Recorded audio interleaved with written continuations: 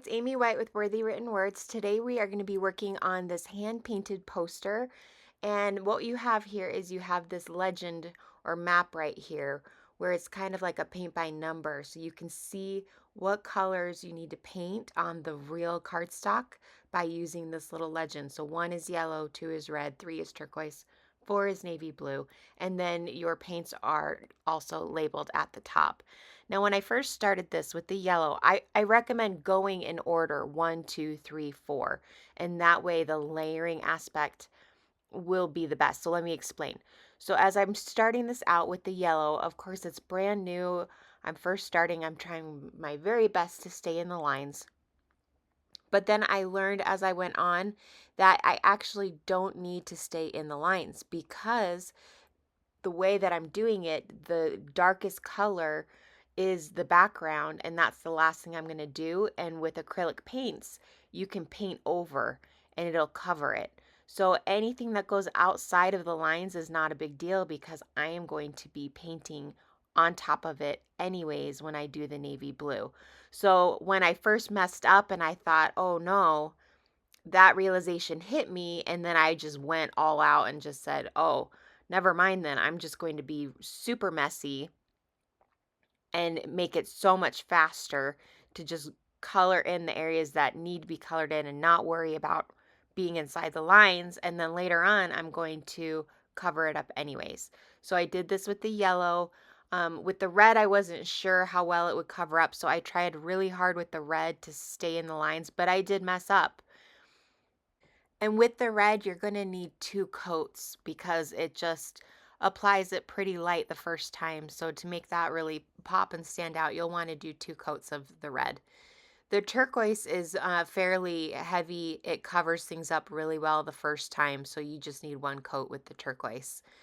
And I recommend starting, if you're right-handed, starting at just like you're kind of reading, start at the top left and work your way over so that you're not going over wet areas with your hand and rubbing them and getting it all over your hand. That will happen if you're going to jump around the page. And even with your best efforts, it's probably going to happen. But luckily, acrylic paint dries really quickly.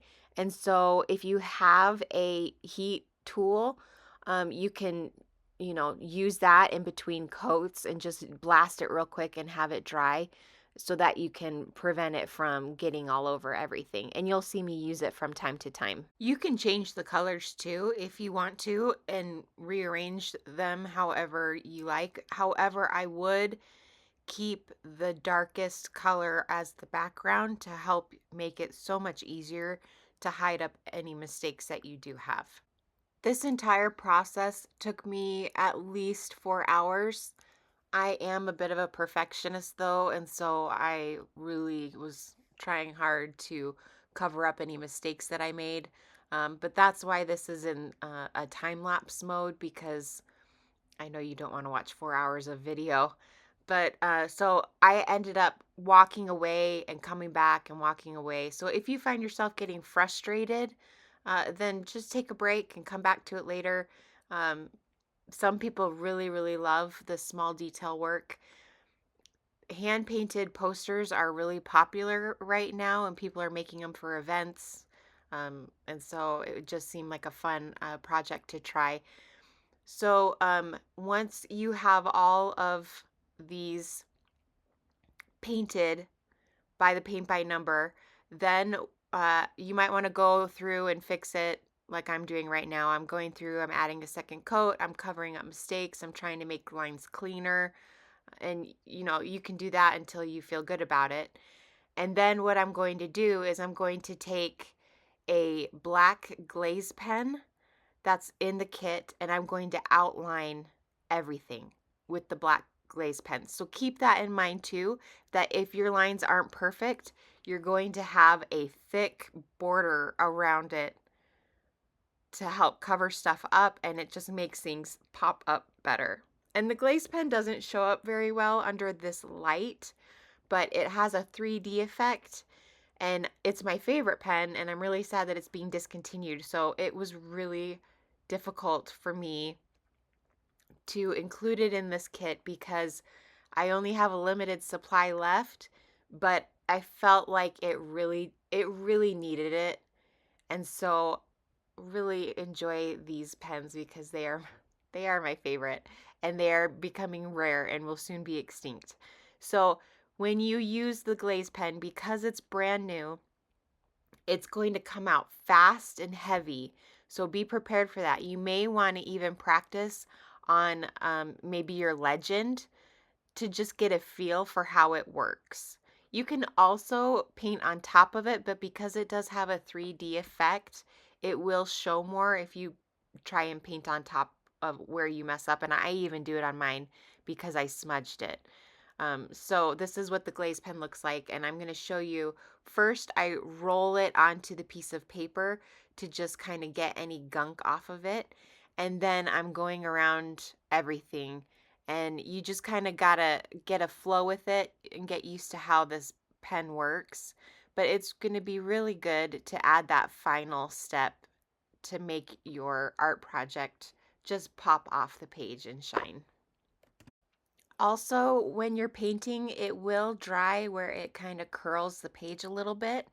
So what I like to do is when I wasn't actively working on the page, I would store it underneath my Bible or another heavy book. But I just, use my Bible because it's big and heavy. Um, to flatten it out in between. So if you feel like, this is all curled and it's difficult to work with, just let it sit overnight under something heavy. And because that this in the end is going to be a tip in is when you add something to your Bible that doesn't belong in there, like it's not attached to the page, like a sticker, but it's like you might get a handout in a class that you really love and you want to keep it, and so you're going to add it. That is considered a tip in, and we're going to attach this with some washi tape. And so it's going to be inside your Bible, and that will in time help flatten it as well.